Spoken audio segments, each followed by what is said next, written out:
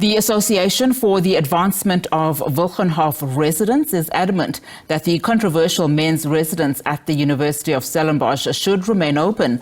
The association, which includes students and their parents, says it will soon file an urgent interdict in the High Court in Cape Town to stop the closure of the residence. The university decided to close it for a year to revamp it. The residents made headlines a few months ago after disturbing images and paraphernalia were found in locked rooms.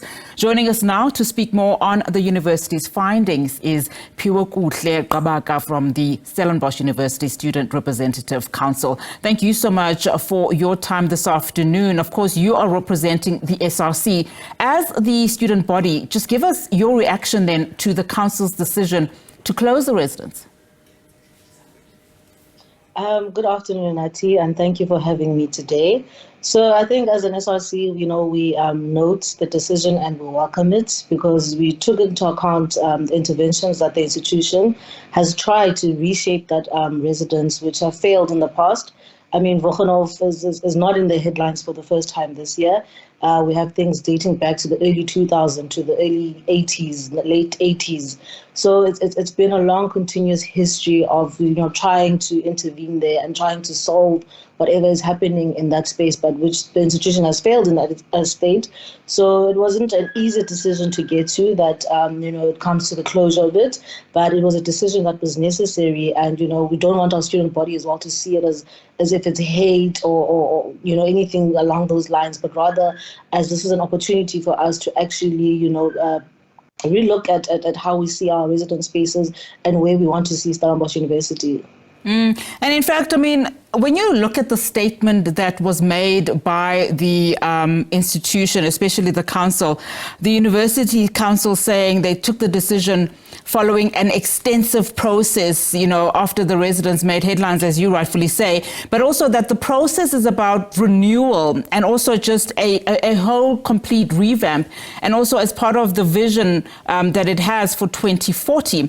What do you make then of, some student, or not necessarily students, but the Association for the Advancement of Wilgenhof Residents, as well as some parents and I would imagine some former students wanting then to interdict this decision by the council? It's never an easy thing to take in when everything that you've known is now being taken away from you. So it's a shame for me that the first thing that we're going to resort to is wanting to go to court, than rather actually sitting at a table and actually, resolving our differences and seeing what we can do better for our community and our students at Stellenbosch University. So I think that's what disheartens me, that the first point of call was to go to court, than to rather understand actually where the university council and where our university is going and how these practices are unacceptable. Because like I said, it's not the first time Wilgenhof is in the headlines, in the news for these things. Where was the intervention from the parents and these alumni clubs prior to where we are now? Because now the institution was forced to take this decision because there's just simply no change that has been happening there. There has been a little bit, but it just has not been enough. And it's not fitting with, or not aligning with the 2040 vision that we want to achieve at Stellenbosch. So I was really hopeful that rather than going to court, we're actually going to, sit around the table and discuss how we're going to reshape this residence together and reimagine it and, find common ground rather than wanting to take everything to court and, defy the decision that the institution has taken. Because ultimately in life, not everyone is going to agree with all decisions. But and I think as stakeholders of the institution, we should rather always strive to, find each other in the middle than rather wanting all of this to play out as ugly as it plays out in the media. And I mean, one has to only just look at some of the pictures and that scathing 151-page investigation report around what was happening there, because, of course, whistleblowers, lifted the lid, so to speak, on what was happening over 120 odd years or so at this university. But one of the things that the council says is that this is a first step after 121 years, to basically stop the culture of secrecy and lift that culture of secrecy at the university. Is that something that students of today are currently battling with in terms of coming forward and speaking out about certain things that are ingrained within that institution? No, definitely.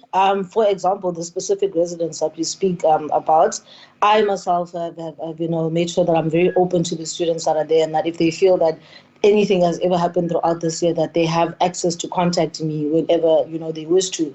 And it's disheartening to hear that a number of students fear the power that alumni comes with and that residents come with. So as much as we come to Stellenbosch to get a job, not to get a job, to get a qualification, but ultimately our end goal is to actually get jobs when we leave here. So to know that our students fear that residents to so far that they know that it's going to impact their futures is really disheartening to me. So that's why we think that this decision is the right way to go, because like I said, there's been a number of interventions that have been put in place by student affairs to try and move that residence forward, but then all it's done is just to create more secrecy and almost put a front of what we want to see, and then here at the back is really what's happening in the residence. So I think this is the only logical step in this point in time, because if we really want to see change, this is extremely necessary.